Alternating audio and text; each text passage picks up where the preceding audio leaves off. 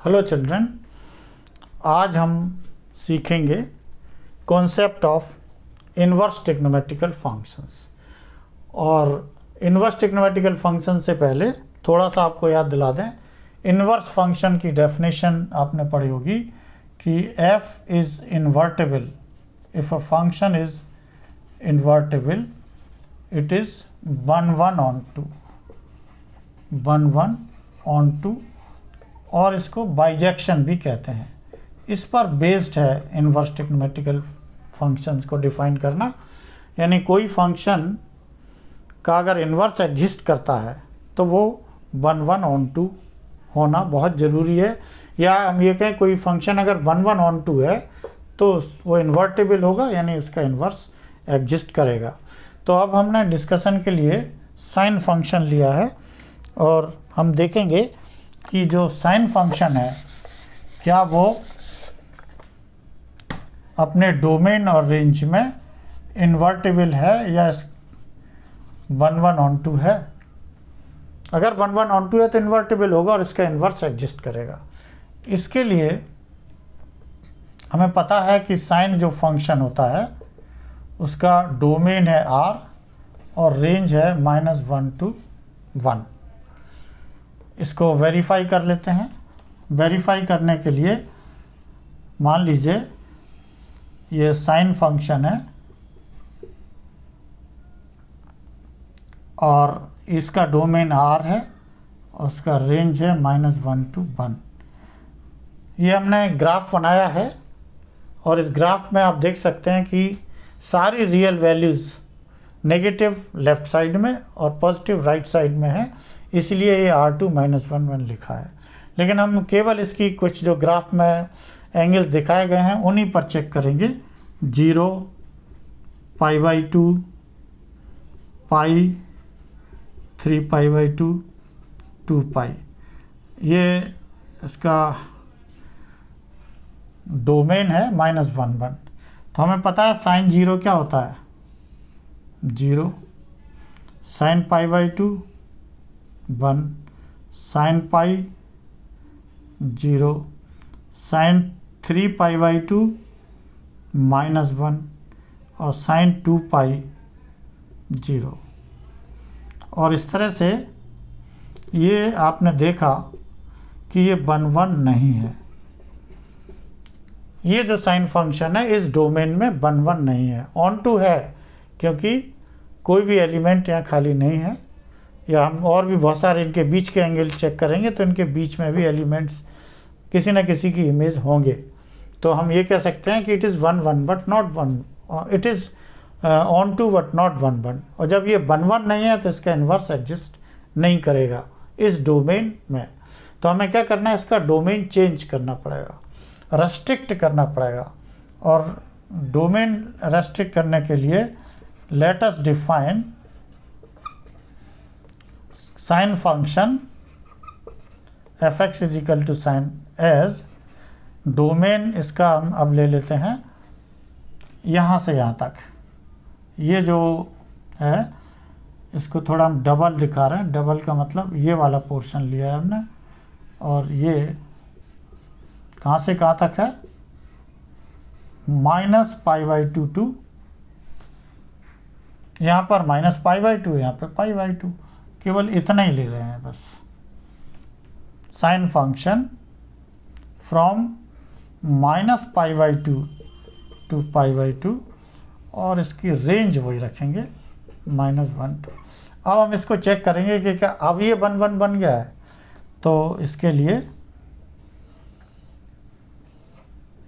मान लीजिए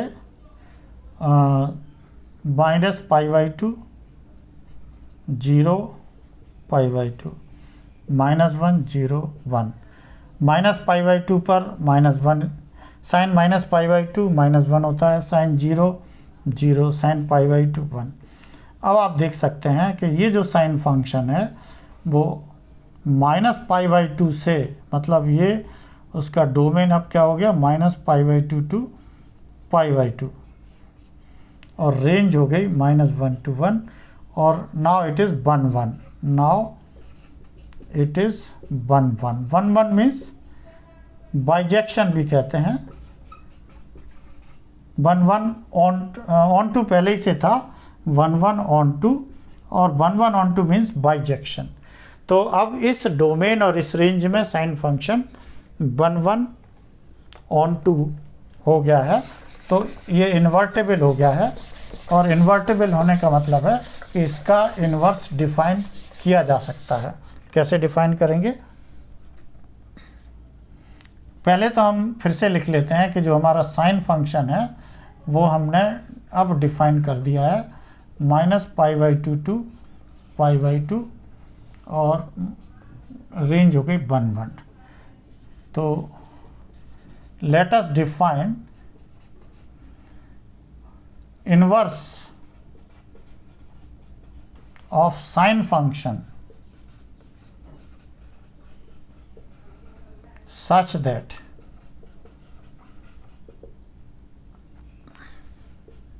sine inverse x is equal to x or sine inverse sin x is equal to x। Domain और range क्या होंगी? Sine inverse function का domain और range होंगी।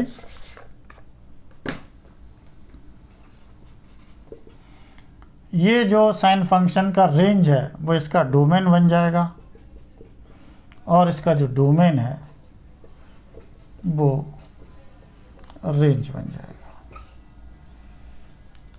ये अगर आपने इन्वर्टेबल फंक्शन में पढ़ा होगा, f O F inverse is equal to I, और f inverse O f is also is equal to I.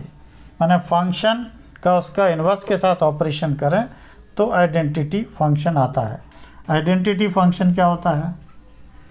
Identity function होता है F X is equal to X. X की इमेज अगर एक्स पर ही बन रही है, यानी जो इनपुट है वही आउटपुट है, तो ये आइडेंटिटी फंक्शन हो जाएगा। तो अगर एफ ओ एफ इनवर्स या एफ इनवर्स ओ एफ आइडेंटिटी फंक्शन है, इसका मतलब दोनों एक दूसरे के इनवर्स हैं और दोनों ही 1 1 ऑन टू हैं। मतलब एफ भी 1 1 ऑन टू है और एफ इनवर्स भी 1 1 ऑन टू है। वही चीज़ हमने लिया है यहाँ पर, फंक्शन और उसका इनवर्स एक्स की इमेज एक्स पर, इनवर्स और फंक्शन एक्स की इमेज एक्स पर, तो ये आइडेंटिटी फंक्शन है। और जब आइडेंटिटी फंक्शन इस डेफिनेशन से, तो हम ये कहेंगे कि ये दोनों एक दूसरे के इनवर्स हैं। पर इसमें एक चीज़ ध्यान रखना है कि नॉर्मली कभी कभी हम कंफ्यूज हो जाते हैं, वो कंफ्यूज नहीं होना है। कंफ्यूज नहीं होना है मतलब sine inverse x is not equal to sine x whole inverse, क्योंकि ये -1 इसकी पावर नहीं है, इनवर्स को रिप्रेजेंट करने का एक तरीका है। जैसे f कोई फंक्शन है तो इसका इनवर्स हम कैसे लिख देते हैं? f inverse. This is not equal to 1/f, सिर्फ इसका एक नोटेशन है कि अगर f है तो उसका इनवर्स f इनवर्स है। Similarly sine inverse x is not equal to sine x whole inverse. ये हमें यहाँ पर ध्यान रखना है। दूसरी बात, साइन इनवर्स है क्या? एक एंगल ही है। साइन इनवर्स या किसी भी ट्रिग्नोमेट्रिकल फंक्शन का inverse, sine inverse is an angle. कैसे? अगर हम इसी को ले लें, इस डेफिनेशन को, sine inverse x is equal to x, let theta equal to sine inverse x, तो ये हो जाएगा sine theta equal to x. तो if sine theta equal to x, then we can say theta equal to sine inverse x. So this is an angle. एक चीज़ तो ये clear हो रही है, ये एंगल है, ये थीटा यहाँ एंगल था, लेकिन हम नॉर्मली ऐसा कह देते हैं कि साइन को उस साइड ले गए तो theta equal to sine inverse x. It is not like that. इसका मतलब ये है कि अगर साइन थीटा एक्स है तो angle theta sine inverse x होगा। सो इन्वर्स इज एंगल। दूसरी चीज़, अब हम ये इन्वर्स फंक्शन है साइन का, इसी तरह से अगर हम cos inverse, sec inverse, cosec inverse सारे डिफाइन करें तो इसी तरह से होंगे। जैसे थोड़ा सा लिख लें, कॉस इन्वर्स क्या आएगा,